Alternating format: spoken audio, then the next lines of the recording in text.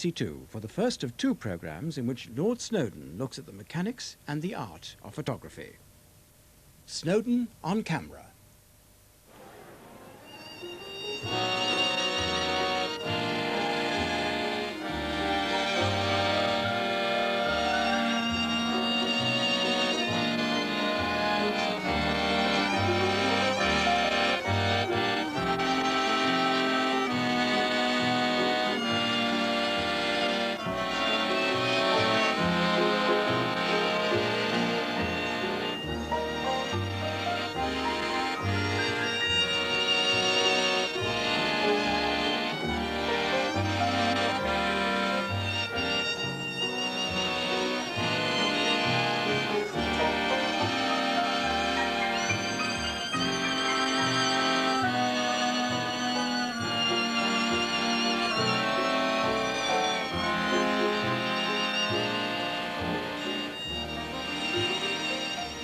Here in Venice, where there are probably more photographs taken every year by the millions of tourists, one's constantly reminded of those magnificent paintings by Canaletto. Meticulous detail, an amazing perspective, whether it was of the Doge's Palace, or St. Mark's, or the Grand Canal. But surprisingly, 100 years or so before photography as we know it, he was using a camera obscura. And this is it. This is the original one. It's got a canal on the top, a very simple box with a lid that comes up, a lens in the front here that you can actually focus by pulling in and out, and the light enters into the box and is reflected by a looking glass at 45 degrees, exactly like a modern reflex camera, onto a ground glass screen where he could see an exact replica of what he was going to paint. I can see the basilica very clearly. In fact, it's exactly like a single lens reflex. It's not upside down, it's reversed. So you could very easily put a bit of paper here and just trace it off and get every record and every piece of perspective totally accurately. But of course, Canaletto had no means of retaining that image. Niepce, a Frenchman, achieved this in 1826. By 1839, Daguerre had produced the first workable means of chemical reproduction. And in England, Fox Talbot invented the basic process still used to this day. I think sometimes people make photography too complicated, too much of a status symbol, too much to do with lenses, expensive cameras, and all the rest of it. And this photograph was taken in Venice with a pinhole camera in the simplest possible way. Now, what you do is you can get an ordinary biscuit tin, put a hole with a pair of scissors, as small as possible, in the center, roughly in the center like that. In the hotel bathroom or a dark room, put some photographic paper in the back of the tin. Just sellotape it in. It helps if you spray the inside of the tin black. Again, still in the dark, put the lid on, tight, and then put some ordinary tape over the hole that you've made. Take it outside, let's just say here where that picture was taken from, and place it on a firm surface. Take the tape off and leave it like that for maybe half a minute or 2 minutes. You have to experiment. And because a ray of light goes in a straight line, a ray of light from the top of the salute will go through the pinhole and make an image on the photographic paper at the bottom. A ray of light from the canal will go through the pinhole and make an image on the paper at the top. So you will get an inverse image of what's out there, and it'll be in negative. When you've finished, you put your finger over the hole or another piece of tape and take it back into a dark room where you open the lid and develop that, in ordinary developer that you get from the chemist, and you will get a negative print. After that, you can put it in contact with another piece of paper and you can form a positive. It's as simple as that. A biscuit tin, a pinhole, a piece of photographic paper, and that's all. But it helps, of course, to be in Venice. Where's the F3? Who took that F3? Although the principles of photography remain the same, the mechanics have become big business, capitalizing on the fact that it is the second most popular hobby in the developed world. We spend more than £1,000 million annually. Somebody put it away and it's not here. Esta máquina se llama el Canon Modelo AE1. An infinite array of cameras, lenses and gadgets are available if you feel you must spend the money. Neither of these lenses have any macro capability. No. Kimura has no macro capability in their zoom lenses. Isn't that stupid? I have it. It'll be coming. Now, that's going to cost how much?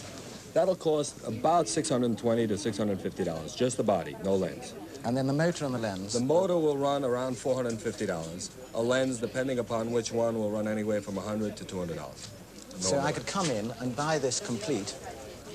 If you bought this complete, as you see it now, with a 1.4 lens, it would run somewhere around $1,250 to $1,300. Now, would I take better pictures if I had a camera like this? You would not be able to tell the difference under normal circumstances with the picture taken with this or with the other. So what's new about this one? Well, basically, there's a few things. Number one, this motor will enable you to take up to 6 frames a second, just by pushing this down. Now, do amateurs want that or not? They might want it. In other words, if your interest, let's say, was in sports photography, and you wanted to capture a sequence or just capture the shot, you would need a motor drive. You might not need 6 frames a second, but this is the best, and it'll be. But shouldn't your eye and your hand tell you exactly when to take the picture? It should, but your reflexes might not be able to get that picture. This will almost ensure the picture. But almost. I think that motors are all right for winding the film on, but it still has to be up to your eye when to press the button. The more electronics a camera has, the more likely it is to go wrong. Wear all this lot around your neck, and not only will you look like a Christmas tree, but I doubt if you'll find the right lens at the right moment. Now, supposing I was going to buy that, what would that You're looking cost? at about $4,500. $4,500? $4,500 for a nice toy. Now, obviously, it's not something that everybody would buy, but the lenses here would enable you to do almost anything photographically. Now, do you get amateurs coming in and spending that amount of money? You do get doctors, you get lawyers, you get people in show business, people with money that will buy something like this.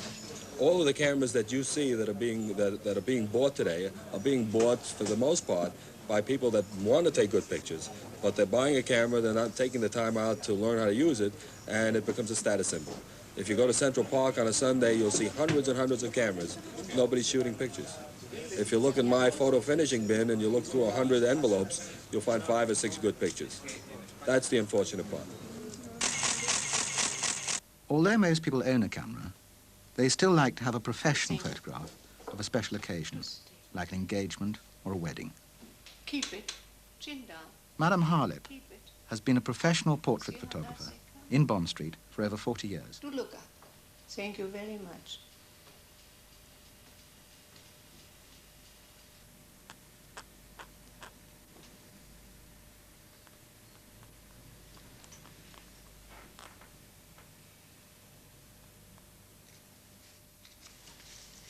Mr. Heller, studio.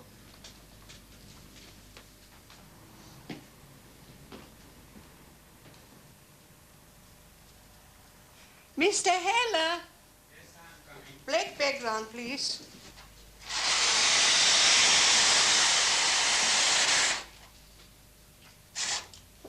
And now I will give you some artistic picture. But don't move, please. Hillary, look at me and give more feelings. You can do it. So let me only see my camera. I do the lighting the last minute. Lovely, Hillary. Lovely, Hillary. Keep the mood on. Your expression is delightful. Thank you. Can I see?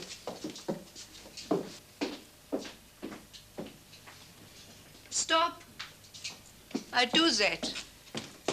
I do that. I love that very much. Now, Hillary, try to imagine that music is being played for you, especially for you. Look at my ring. Keep it, Hillary. Keep it. It's beautiful. Take it. Give me a Rembrandt. Lovely. Thank you very much. Madame Harlip, what makes a great portrait photographer? Love to a face.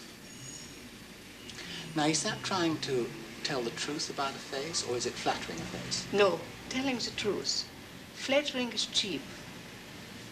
And I personally couldn't do it. Now, is taking photographs one of the fine arts? Is it an art? It is a great art, because people don't realize how important it is to make a good portrait. You see, people think if you snap, this is a portrait, but it's not so. You must give the contact, you must feel that the person gives it back, and then you succeed. And this makes you happy, you see, when you know you got it. What are the ingredients of a good portrait? Life, honesty of expression, and simplicity. What's the secret of your lighting? You never use daylight, or would you? No, never. Why not? Because it's not successful. You see, with light, you can paint. I paint in light. I think I'm the only one who can say I paint in light. What does that mean? This means that I paint the face. You see, if I get something like this done, this means painted in light. And this I call Rembrandt. Why do you call that Rembrandt? Because this is how Rembrandt worked. If you remember his works. But then Rembrandt also painted a lot in daylight. In painting, you only can paint in daylight, you have a top light from outside. But in photography, it's not possible. You see, you can't paint in daylight. You can't put a face and say, now wait, how the light comes from outside. You see, the awful thing is I love working in daylight. I know, but then your kind of work is different as mine. You see, I'm a portraitist, and I wouldn't be able to do in daylight. I would call it a snapshot. I'm sorry to say that. 1423 to Portsmouth Harbour.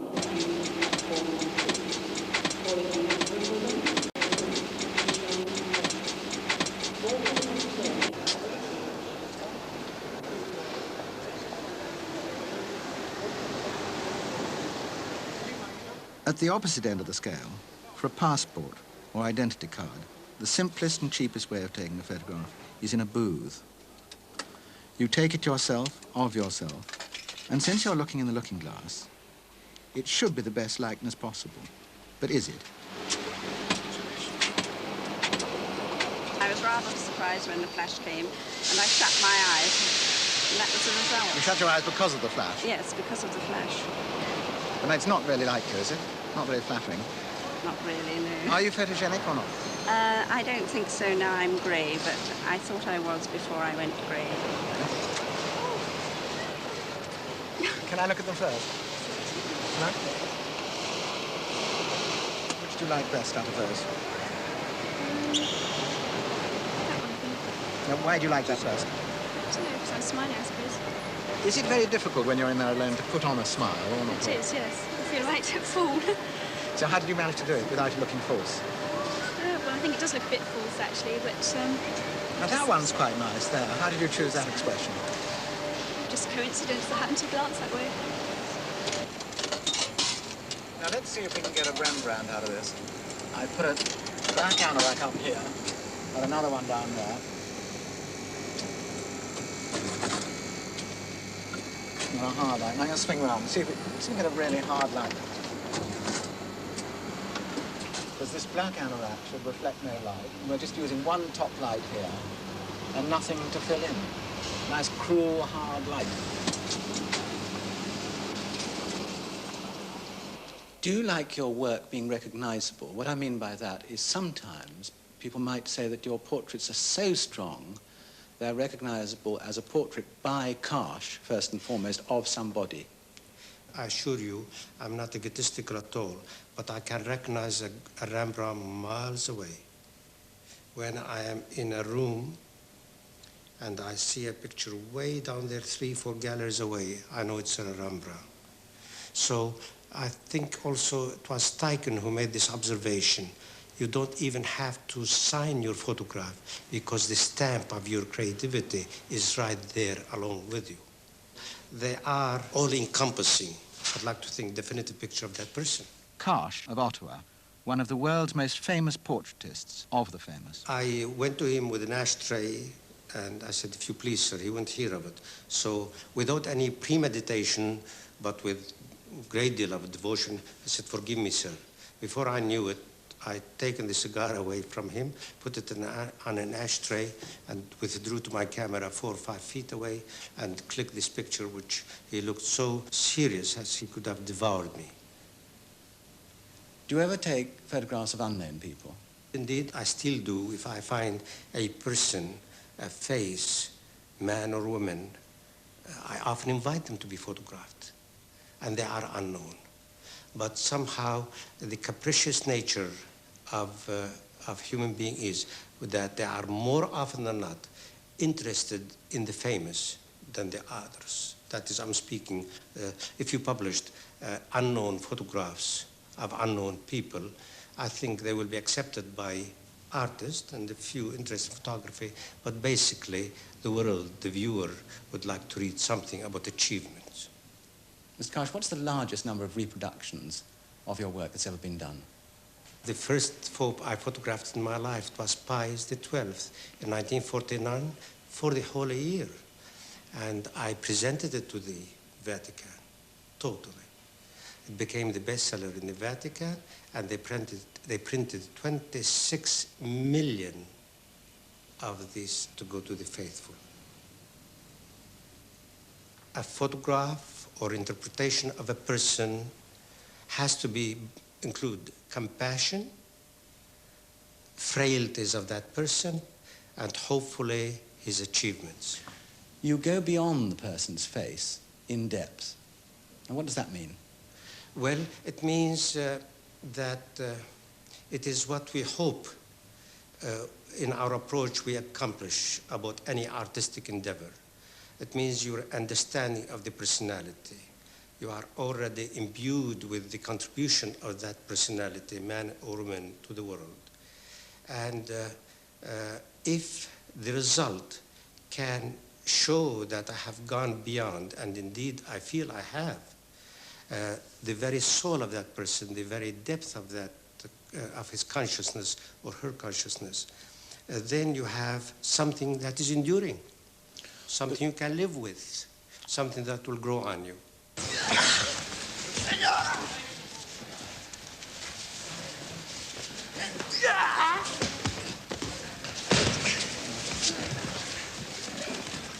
It's very cleansing. It's like pulling a kind of skin off of your brain at the end of the day. You come here and you've got all sorts of aggravation, lovely assignments have been cancelled, right? And as soon as your feet hit the mat, it's gone. Fortunately, photography isn't about buying camera gear. It's about having an opinion about something and having a strong enough opinion to convince everybody else that you're right.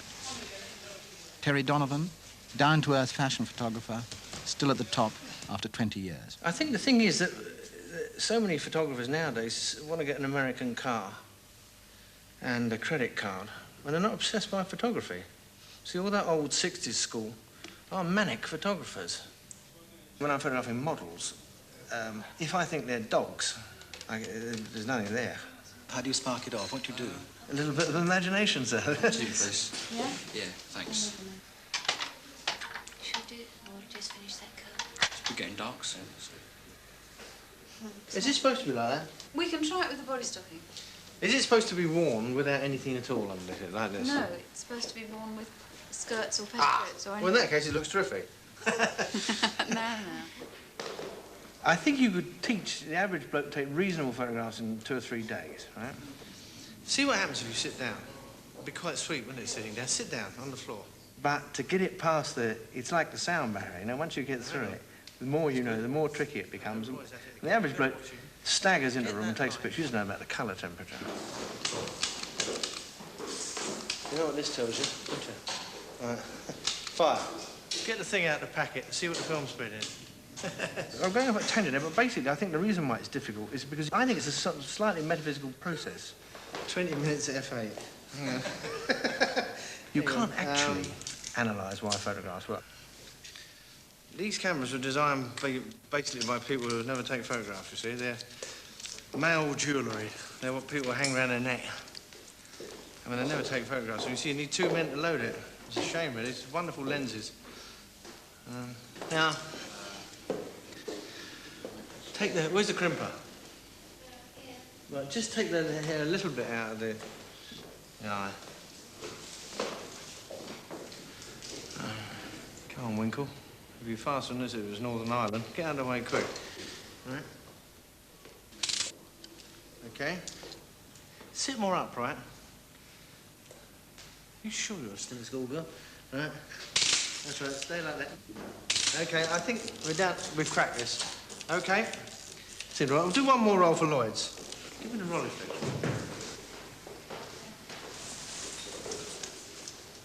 This is what serious photographers use on these cameras. Not making them anymore, sadly. Gone over to gun sites. Roy, tilt your head down. Right. Stop like that. Actually, no wonder they had trouble with us in the last war, perhaps, because they only had bloody 2 coats of grey paint and they'd be at it again, wouldn't they? It wouldn't take them long to get wound up. I always called the taxi drivers in Germany, Lieutenant. You see, you don't need to be a good technician to be a master photographer. All you have to do is know a few jokes. OK, Ricky, start on that left-hand corner. All right, keep going on that side. Keep going. Try the 5Ks. A magazine obviously strives to get as many advertising pages as possible to pay for the editorial. It is there that photographers make their money, up to £1,000 a day, to sell the product and make it look at its best. Yeah. Have you got the... Do we need a... No, we haven't got it on. It's all right. That's fine. OK, let's start to move them around. Yeah, that's better, yeah. Much better. Jeff Senior works in the biggest still studio in Europe, glamorizing motor cars. Yeah, stop there. That's fine. OK, Ricky, turn the 2K on the right. Yes, that's smashing. Now the 5... Well, we're using spotlights, mainly because you can control them, and I use them in a bounced effect, bouncing off the white walls around the studio. Up on the ceiling. Smashing. Now move it to the left. It gives you much softer light, and with cars, you get... If you use direct light, you have a tremendous reflection problem, certainly off the chrome areas, and you can avoid that by bouncing much better than diffusing the lights with tissue paper or something. They're in the windscreen at the moment. A bit more. And the other one slightly behind it. OK, that's fine. Right, Ricky, we're going to have to dulling spray this front. Let's start on it. Just beyond the central grid. That's it. Yes, come across from there. You're restricted very much with the car that we're photographing, having a sort of roundish belly, that you can't go too low on it, otherwise it looks as though it rolls backwards. And it's just to make it look as beautiful as possible, entice people. OK. Stay still whenever you're ready.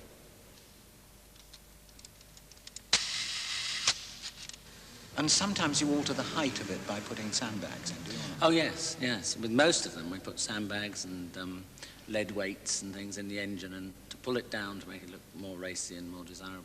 On this, it's the opposite. One has to start the engine to raise it because the thing sinks on its suspension. I was interested that you don't actually press the button yourself. Well, that's really the final part. A photograph could take all day to set up and light and paint and everything else, spray it. And so the final part is pressing the actual button and loading the film and marking it. And I let the assistants do that. Go off to the pub or something.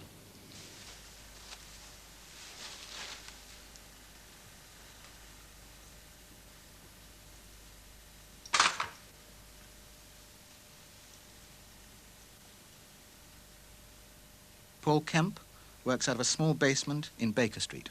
Unfortunately, I've touched the front of the glass with the ice cream. Now, this isn't acceptable to any client in the ice cream market at all, because it makes the whole glass look messy. So that if it's strawberry, and there's a possibility of wiping it away, we can actually save this setup. If it's chocolate, then there's no chance at all. I wasn't around, but they used to, I hear, do it with mashed potato. No, I know they did it with mashed potato, because in the olden days of before flash was invented, you used to have, say, 15 seconds exposure on 10:8 film. Well, obviously, ice cream or a run won't hold for 15 seconds, so they used to colour mashed potato and other various things. For some unknown reason, I've built up a reputation for doing ice cream. I think that ice cream really is a question of patience. Now, if you're a fashion photographer and you're used to zinging around and music going and the whole super tension bit, then that's not the temperament. You need to have been a very good fisherman when you were a boy. And ice cream is purely patience. Some manufacturers of ice cream like what they call controlled melt. I mean, I've sat blowing on a certain place so they just get a little bit of melt because they think that a fairly soft texture gives appetite appeal. It takes about maybe 200 to 300 sometimes to actually find the perfect bun. It's either right or it's wrong. But what we can do things about, and we do, is putting sesame seeds where there aren't. How do you do that? Well, obviously we take, again, the eyebrow tweezers and egg white or super glue or whatever you like, and stick each one on separately so that we get what they call a perfect seeding for the bun. And it's the same care really that goes over the whole thing. Pictures of glasses on stems on black backgrounds are always a nightmare because you've got to get silver card behind to make the light refract back through the wine to show the colour of it. How do you do that? Well, you have to balance it or stick it on a very, very thin piece of fuse wire that goes up the back and then angle it until it picks up the light directly. When you're doing a sherry shot, they always like to have 2 bubbles on the edge of the sherry. If you look at any sherry shot in any magazine at all, you'll always see 2 bubbles. It always looks nice to have something breaking the straight line going across. They've always got these nice bubbles on the edge. But always 2. But always 2, yeah, because 3 is always a difficult shape to arrange, because do you have it in a straight line going down? Do you have 2 there and 1 there? It's much easier to keep with 2. The advertising photographer's job is to reconstruct the image required by their patron, the advertising agency. Tony Wetton, a creative art director, works with an agency handling some of the largest accounts. Why could you not actually just use the drawing? Why do you have to convert that from a drawing into a photograph? Well, we wanted to make it reality. This was not fantasy land. We wanted to make it real as possible, so I wanted to do it as a photograph. And I thought that's what made the campaign interesting, and we were taking impossible situations and making them look real. And by doing that, we wanted to get the kind of surprise. So if somebody's going up the street in a car and they suddenly see this poster, they almost kind of... And if they saw a drawing, they wouldn't believe it? No, it's just a drawing. You can draw anything, but you can't... But you can't cheat in a photograph? No, you can't cheat in a photograph. Well, you but can. I'll come on to that, because then we see the final picture, which is the one that was on all the hoardings. And there you see people flying through the air, unsupported, over what looks like the Yorkshire moors. Were they flying? Well, they were up in the air. If I show you now, you can see they were supported by scaffolding. Yeah, I believe everything I see, so that this is a photograph, so it must be true. We got lots of people sending us letters saying what aeroplane did they jump out of and how did they manage to hand her the parachute before she got to the ground, which I couldn't believe. Okay, let's see how it is actually taken. What happens? This is the original dye transfer that we had before it was retouched. They're on scaffolding poles, which are about 14 feet high, and it's on the side of the hill so that you can see the view from Sutton Bank there behind them, so they look like they're flying. We've got a wind machine that was blowing the smoke up. It was supposed to be blowing the girl's hair up, but it broke. So the best picture I had of the girl was with her hair down. So I decided to take the best picture of the girl with the best positions for her legs and things, and then retouch her hair back up again, and put it with the best pictures of the men. You can see the join here, the 2 pictures. So it's really cheating personified, isn't it? I mean, it's cheating much more than anybody who draws can cheat. Yes, it's very sophisticated cheating. But wouldn't it have been much easier and just as effective if you'd just done a montage and cut them out, or would that not have worked? This is something advertising people have been doing for a long time, is that you cut something out like this girl and just pop her on any background. But all the perspectives are different, and you can tell, just somehow you can tell that it's cheated. This is why, by doing it like this, with everybody in there exactly the right position, that it doesn't look cheated, that it looks like they really are falling from the heavens. But they aren't. But they aren't. In the glasses, you've got vodka or what? Well, no, we did put the water in the glasses, but the wind machine blew it all out straight onto the camera lens, so we left them with empty glasses and just retouched it back in again, you see. Oh, you put water in, not vodka? We put water in, not vodka. Come on, shimmer away with your public. Lovely. Oh, we're going to sell a lot of this. I like walking shots. I like things that look as though they've got a bit of motion. You can either run backwards or sort of shuffle backwards, holding your camera, trying to dodge ditches and other unattractive things you might fall into. I prefer to use a wheelchair. Show your hair a bit, dear. Look over my head, not at me. I'm going to shoot that way so that we get the serpentine in the background, because all these trees with no leaves on not going to exactly look like the middle of summer. Very nice. Bob Belton's job is simply to sell frocks. He's a fashion photographer who does a lot of work for catalogues, trying to persuade the customers that they will look as good as his models if they buy the same clothes. He always seemingly has to shoot in the wrong season. Cloudy at bright, hazy, sun. No, I used to use meters. I think I do it for clients watching because they get rather impressed, or they expect you to use a meter. But I've always thought those bits of paper were quite reliable. After all, you've got a whole team of scientists working out the statistics on those, and the sun stays at approximately 92.9 million miles away from the Earth, so you've got a very consistent light source. Fine. Lovely. Keep 2 feet from the stone. That's it. Look over my head. Show your hair to one side. Beautiful, dear. That's right. We'll sell 1 million like this. Lovely. Come on, a little faster. Come faster to me, Polly. Yes, lovely. Very nice, dear. Keep coming. Lovely. Yes. Super duper. Shimmer. Come on. That's it. Very nice indeed. As I'm being trundled backwards, it's nice to make sure she keeps at a consistent distance from my lens. And so there's a piece of string and a stone tied on the end, and she keeps, say, 2 or 3 feet from the end of that, and she knows that's her marker. Yes, and nothing has changed much. Very nice. Come on, faster, Nick, too. That's it. Show your hair, dear. Show your coat so it swings out a bit. That's it. Very nice. That's it. Keep it going. Very nice. Excellent. There's that man in the background. Get him out of the way. He's got a raincoat on. Looks ridiculous. In my opinion, the 2 greatest masters of photography today, and they've certainly had more influence on me and many of my contemporaries than anybody else, are at opposite ends of the scale. On the one hand, Henri Cartier-Bresson, working in France, the master and doyen of reportage photography. And the extreme opposite, the greatest American photographer, Irving Penn, specializing in fashion, portraiture, and still life. But they do both have something in common. They both started off wanting to be painters, so they learned to use their eyes. Penn, more than anyone, is a master of control. Whether he's photographing someone known or unknown, he usually uses a plain background, and where possible, he uses daylight. When he went to Cusco in Peru, he borrowed the daylight studio of a local photographer for his portraits. He's a shy, unassuming man, but subtly brings out the character of the person he's photographing. His colour work is often of extreme romanticism, using colour for his own purpose rather than realism. In this recent work from his book, Flowers, you can see every dewdrop.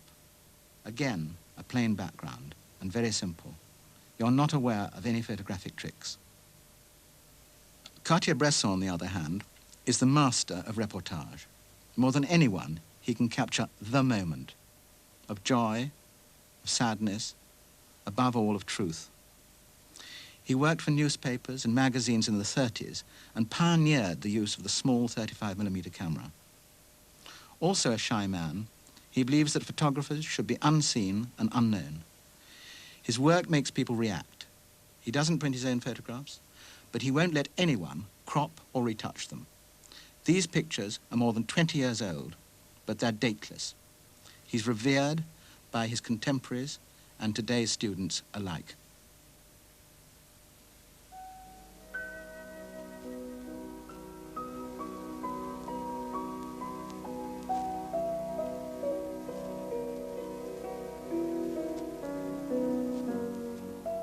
For the amateur photographer, there can be few better lessons than to take a look at the work of men like Penn and Cartier-Bresson. Great photographs aren't the result of buying expensive equipment. They come as a result of using your eye in the most direct and simple way.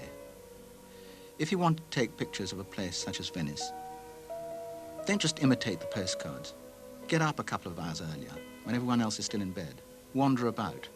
Make use of the morning light and the mist. Try and capture the familiar with an unfamiliar eye.